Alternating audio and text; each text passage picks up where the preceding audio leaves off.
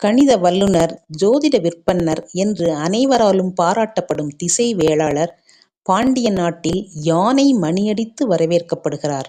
அரசில் அதிகாரம் உள்ளவர்களே இப்படி வரவேற்கப்படுவார்கள். அதிகாரம் மிகுந்த, வயது முதிர்ந்த திசை வேளாளரின் அறிவு வியக்கத்தக்கது. பாண்டிய இளவரசன் பொதியவெற்பன், இளவரசி பொற்சுவை இவர்களின் கல்யாண ஏற்பாடுகளால் மதுரையே குலுங்கியது.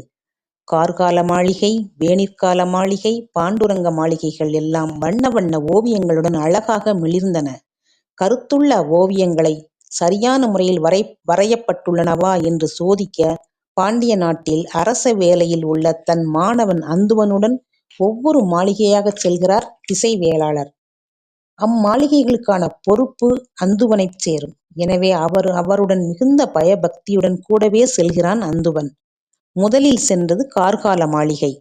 தடி ஊன்றிக்கொண்டு தனது கூர்மையான பார்வையால் மேல் விதானத்தை பார்வையிட்டவாறே அந்துவனிடம் கேட்டார் திசை வேளாளர்.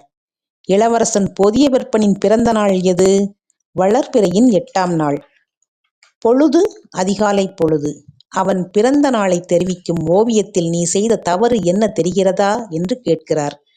அந்துவன் மேல் விதானத்தில் வரையப்பட்ட ஓவியங்களை பார்க்கிறான். நட்சத்திரம், நிலவு எல்லாம் தெரிகிறது, தவறு தெரியவில்லை. அவன் தடுமாறுவதை பார்த்த திசை வேளாளரே கூறினார், வளர்பிறை நாளில் சூரியன் வருவதற்கு முன் நிலவு சென்றுவிடும். வானில் நிலவும் இருக்காது, சூரியனும் எழுந்து வந்திருக்காது. அந்த நேரத்தில்தான் பொதியவெற்பன் பிறந்தான். அவன் பிறந்த நேரத்தை குறிக்கும் ஓவியத்தில் நீ என்ன செய்துள்ளாய்? வானத்தின் மேற்கு திசையில் 8ஆம் நாள் சுட்டிக்காட்டியதும் அதிர்ச்சியில் திகைத்துப் போனான் அந்துவன். பொதியவெற்பன் வளர்பிறை 8ஆம் நாளில் பிறந்ததை தேய்பிறை 8ஆம் நாளில் பிறந்தது போல் வரைந்துள்ளாய். எவ்வளவு பெரிய பிசகு! மற்றவற்றில் தவறுகளின் அளவை பொறுத்து பாதிப்பின் தன்மை இருக்கும். ஆனால் காலக்கணக்கில் பெரியதோ சிறியதோ தவறு ஏற்பட்டுவிட்டால் பிசகு பிசகுதான். கணப்பொழுதில் எல்லாம் குலைந்துவிடும் என்றார்.